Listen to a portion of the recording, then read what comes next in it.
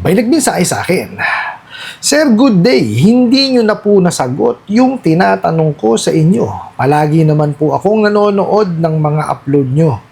Sana man lang po, nag-message kayo sa akin nang malaman ko if pwede po silang mareklamo sa SEC pag natapos ko na po yung atraso ko sa kanila.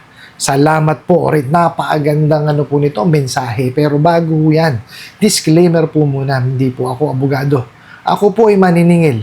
Lahat po na sinasabi natin sa ating mga video is based on my experience at syempre po sa ating pong pagsaliksik at pagtatanong sa mga kaibigan po nating abogado. At isa pa po, hindi ko po kinukusinte ang hindi pagbabayad ng utang dahil ang utang ay responsibilidad at obligasyon na dapat po nating bayaran.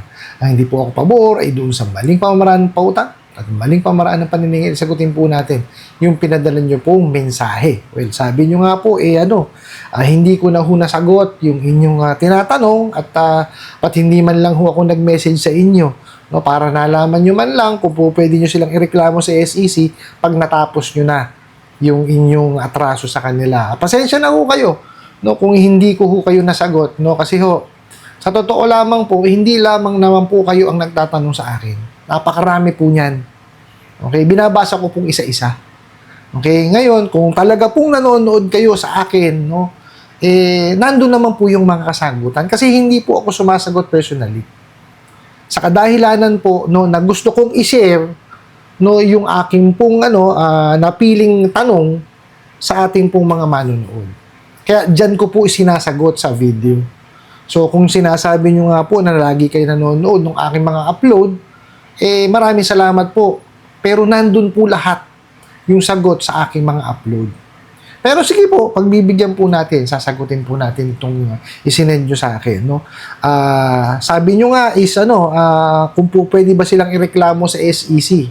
Lagi ko pong sinasabi sa inyo yan. Okay, sa lahat po na nanonood na, kung naramdaman nyo po na kayo ay naabuso, no, at naramdaman nyo po na hindi tama yung ginagawa po sa inyo, especially sa mga interest rate, sa mga pagtawag, no, sa pagmemensahe, ireklamo nyo po sa SEC, sa NPC, PNP, NBI, at saka po PAO. Dahil sila po yung mga sangay ng gobyerno, no, na po pwede pong tumulong sa atin. Okay? Regardless po yan kung existing yung inyong loan or tapos nyo na. Okay? Lagi ko naman po sinasabi sa inyo, hindi po ba? Kaya maliwanag po yan sa lahat po ng aking mga video. No, kaya nga po ako hindi sumasagot. Ulitin ko po hindi po ako sumasagot ng personal na mensahe. Meron ho siguro akong masagot, bihirang-bihira po yun. Kasi po gusto kong masagot yung mensahe na yon, no, kasama po kayo. No, mapapanood nyo po siya. Hindi lamang po yung isang tao yung nabibigyan ko ng kasagutan. Kasi pag isa-isa po yan, hindi po ako matatapos. Okay? Kasi po itong ginagawa ko pong ito is kawang gawa po ito. No? Hindi po ako nagpapabayad. Hindi po kagaya nung iba na nagpapabayad. Libre po itong ginagawa ko. Yes, kumikita po ako, no, doon po sa monetization, no, sa aking mga channel. Pero hindi ho yun ganun kalaki. No, kung alam nyo lamang po, alam ni Kajani yan, no? Kajani, shoutout sa iyo, no? Nagme-message sa akin yung aking kaibigan na talaga namang ngayon ho talagang gawat, hirap ho talaga ngayon. Hindi ho ganun kalaki ang kinikita namin. Okay, actually kulang pa nga ho yung pambili ng gamit namin para kami makapag-produce ng video. Pero ginagawa ho namin ito kasi gusto namin makatulong. Actually, kahit wala pa ho yung monetization code before, nakita nyo naman. Diba? Gumagawa ho tayo ng mga video para makatulong po. Kawang gawa po itong ginagawa po natin. Okay, wag naman ho kayong magsalita ng ganun sa akin kasi hindi lang naman ho kayo, ulitin ko, hindi lang ho kayo ang nagtatanong. Marami hong nagme-message sa akin. Marami hong nagko-comment. Sa loob po ng isang araw, daan po ang aking binabasa. No, tsaka may day job po ako.